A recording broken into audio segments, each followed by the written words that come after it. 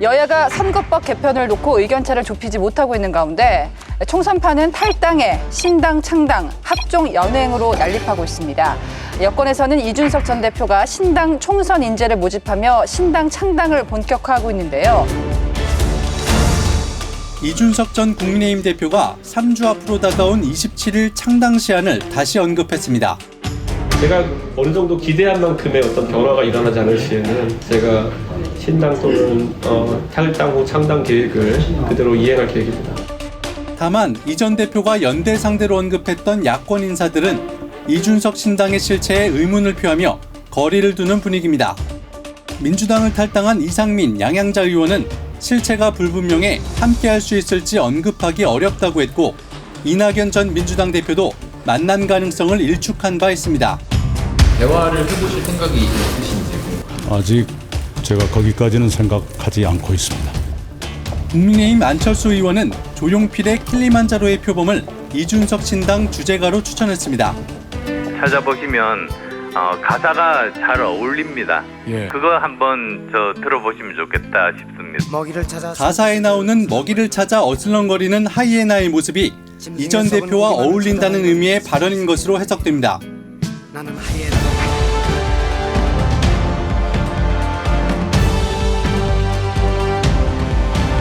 이 전 대표의 신당 영향력 어떻게 예상하십니까? 이준석 대표는 지금 루비콘강 중간쯤에 서서 망설이고 있는 중이다라고 봐요. 그 성경 누가복음에 보면 두 명의 탕자 이야기가 나오거든요. 집탕, 돌탕.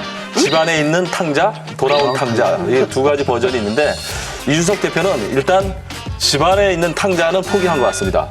그래서 돌아온 탕자가 될 것인가, 국민의힘으로 과연 돌아갈 것인가, 뭐 이런 전망들을 하고 계시는데 다만 돌탕도 포기하고 출탕, 가출한 탕자가 돼버리면 정말 보수로부터 영원히 구원받지 못한 정치 미아가 될 수도 있어요. 그걸 본인도 알고 계십니다. 네. 그래서 오늘 아침부터 잠깐 뭐 얘기할 기회가 있어서 얘기를 나눴는데 아마 고민을 많이 하시고 있는 것 같아요. 그런데 신당 창당을 하고 싶지 않아도 할 수밖에 없는, 너무 나가버리셨어 지금. 출마를 원하는 분이 870명이라고 공개를 하셨잖아요. 예, 그러니까 아마 본인이 지금 굉장히 좀 고민하는 시점이다라고 생각해요. 저는 이준석 신당의 최대 걸림돌은 이준석 본인이라고 생각해요. 그러니까 본인이 정치적 안정감이나 비전이 약하고 정말 끝까지 신당을 밀어붙일 만한 어떤 결기나 그런 끈기나 이런 걸 갖고 있는 건지 좀 의심스러워. 얘기를 하는 거나 이런 걸 보면 신당을 할 만한 파워, 그다음에 어떤 인내, 그런 정치적 비전이 없다고 저는 생각합니다. 약간 해프닝처럼 느껴집니다. 해프닝 같다. 네. 그 이준석 대표가 이제 신당을 만들기 위해서 사람들을 많이 접촉하는데 뭐 이상민 의원도 그랬고 그 망설인 이유가 뭐냐면 결국 이준석은 국민의힘으로 돌아갈 것이다.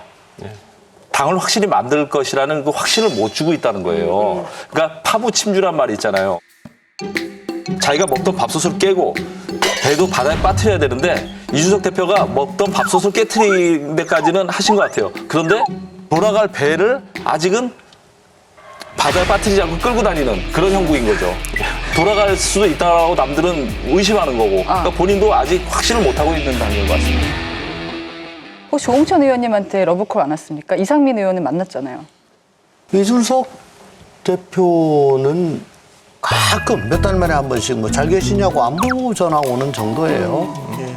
뭐 그거 외에 특별히 뭐 의미 있는 얘기를 나눈 적은 없고요. 이준석 전 대표가 앞으로 어떻게 할 건지 계속 뭐 관심 깊게 지켜보고 있고 그동안의 대선 과정, 지선 과정에서 보여줬던 것들에 의하면 지금 양당의 주류 세력에 비해서는 그래도 조금 자유분방한 점이 엿보이기 때문에 그런 흔적을 봤기 때문에 그래도 한국 정치사회에서 저런 움직임은 좀 의미가 있다라고 생각합니다. 민주당 이재명 중심에 뭉치면 된다 이렇게 생각하는 사람들 입장에서는 이준석이 신당을 안 만들기를 원할 거예요. 우리하고 윤석열을 다 떠나온 민심이 엄청 많습니다. 그 사람들이 만약에 저쪽이 분열 안 하면 둘 중에 하나를 선택하라 그러면 우리 선택하겠죠. 그럼 우리가 이기겠죠. 근데 중간에 이준석이 떨어져 나와서 글로 가잖아요. 그러면 3-3-3이 돼서 2대1 싸움이 됩니다. 그럼 우리 집니다. 이준석 대표가 그 신당 창당을 할 때 그 개혁 보수의 가치를 잃는 그 어떤 스펙트럼을 만드는 건 좀 곤란하다. 민주당, 국민의힘에서 떨어나온 분들을 막 묻고 심지어 뭐 정의당 뭐 이렇게 해서 스펙트럼을 넓혀버리면 그건 자판관밖에 안 되는 거예요. 심지어 이낙연 그 전 총리하고 뭐 연대한다고 해서 어느 방송에서 조홍천 의원이 그건 공상과학에서 나온 초현실적이라는 얘기를 하고 말씀하셨던데. 우주 공상과학 만화에 나오는 초현실적인. 저도 그렇게 생각하거든요. 마치 그거는 BTS하고 조용필이 그 저 손 붙잡고 미스터 트롯에 나와서 트로트 부르는 거 할 똑같은 수도 거예요. 있죠, 못해요. 손 붙잡고 미스터 트롯에 나와서 트로트 부르는 거 할 똑같은 수도 있죠, 거예요. 못해요. 그건 현실적이지. 그게 현실적인가요? 저는 미스터 비과학적이라고 트롯 생각해요. 얼마나 다 돼요 지금. 아니 그런 뜻이 아니고 조용필과 저 BTS가 손잡고 저 트로트를 부른다는 상상이 가능합니까?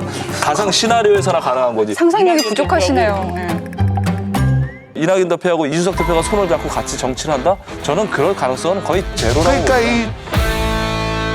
이준석 전 대표도 눈물을 흘리면서 윤 대통령이 좀 바뀌셔야 됩니다. 호소했지 않습니까? 그리고 지금 탈당의 명분, 신당 창당의 필요성이 국민의힘이 바뀌어라. 윤석열 정부가 바뀌어라는 거고 이낙연 전 대표도 역시 이재명의 더불어민주당 저 팬덤 도덕성 없고 당내 민주주의가 사그라들고 하는 이 민주당 이게 안 된다. 바뀌어라. 라고 주장을 하는 거거든요. 그러면 민주당이 바뀌어라, 저당이 바뀌어라. 지금 각자 호소하는 방향이 다 다릅니다. 그 원칙과 상식이 이낙연 전 대표 손을 잡을 수도 있다는 관측도 있거든요. 어떻게 보세요? 저희는 11월 16일인가요? 저희 원칙과 상식 발족을 하고 국회 소통관 앞에서 절절하게 호소를 했죠. 근데 며칠 지나지 않아서 갑자기 이낙연 전 대표가 급발진을 시작을 하셨습니다. 지금은 리더십과 강성 지지자들의 영향으로 그 면역 체계가 무너졌습니다. 당장 일주일에 몇 번씩 며칠씩 법원에 가는데 이런 상태로 총선을 치를 수 있을까 하는 걱정은 당연히 함직하죠. 내부에서 위기의식을 가지고 달라지기를 기다렸는데 달라지지 않고 있지 않습니까? 그리고 저의 기다림도 이제 바닥이 나고 있는 것 같아요. 당에서 몰아내면 받아야지 어떡하겠습니까? 당원들이 그렇게 하고 당이 결정한다면 따라야죠.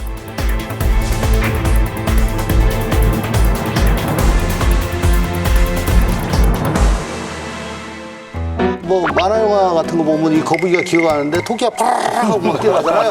뭐야. 지금 그런 거예요. 그렇죠. 왜 저러시지? 왜 저러시지? 거북이셨던 거예요? 그렇죠. 그러니까 갑자기 튀어나가시는데 평소에 뭐 그렇게 빠르신 분도 아니고 또 왜 저러시지? 그러니까 좀 많이 당황스럽죠. 원칙과 상식을 이낙연 대표가 후견인 것처럼 보는 거는 잘못된 시각입니다. 전혀 관련이 없고 오히려 이낙연 전 총리가 원칙과 상식의 숟가락을 얹으려고 하시는 것 같아서. 아니 숟가락 얹으려면 같이 가야 되는데 그냥 확 지나가시니까 너무 앞서가시니까 저희는 이제 뚜벅뚜벅 작전에 따라 가지고 가는데 저 앞에서 돌격 앞으로 하시니까 이 뭐야 지금 어떻게 되는 거야 라고 하는 식이에요. 그 삼총리가 움직이고 있잖아요. 이낙연 전 대표가 김부겸, 정세균 전 총리와 연합전선을 가질 것이다. 이런 얘기도 나오는데 세 분이 현재 민주당 상황에 대해서 참 못났다라고 생각을 하신 건 맞는 것 같습니다. 공감을 한다. 예, 그럼요. 참 못났다. 그리고 이대로는 안 된다 정도는 생각을 하고 계시는데 그러면 그걸 사적인 자리에서 자기 찾아온 사람, 뭐 아는 사람한테 그냥 푸념식으로 말씀을 하시는데 그칠 것인가? 아니면 더 나아가서 어떤 정치적인 메시지를 내고 움직임을 하실 것인가? 지금 이낙연 전 대표는 벌써 급발진을 하셨고요. 나머지 두 분은 김부겸 전 총리가 신문에 한번 인터뷰를 하신 거 고개 다고 정세균 총리는 아직 아무 움직임이 없으시죠. 정세균 전 총리님은 뭐라고 말씀하시던가요? 당에 대한 걱정 무지하게 크시죠. 여태까지 정치를 해 오시면서 가장 민주주의가 실존된 정당의 모습을 보고 있다. 당은 원래 비주류가 항상 존재하는 거다.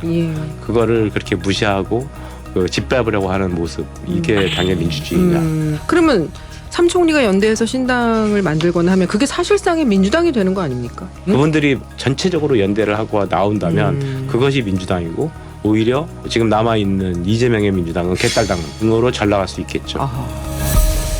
이낙연 전 총리는 뭐 저 이재명 당에 이제 신물이 나신 것 같고 그래서 아마 탈당까지는 염두에 두실 수 있는 것 같아요. 그렇게 보이는데 창당까지 갈까요? 그럴 가능성은 없다고 저는 봅니다. 왜냐하면 이낙연 대표 입장에서는 이 당의 주인은 자기라고 생각하는데 이재명의 당이 아니고 내가 원래 주인인데 이재명 계기 와서 차지한 거라고 생각하고 계신데 본인이 탈당하려고 하실까요? 어떻게든지 민주당 안에서 뭔가 변화를 모색할 거예요.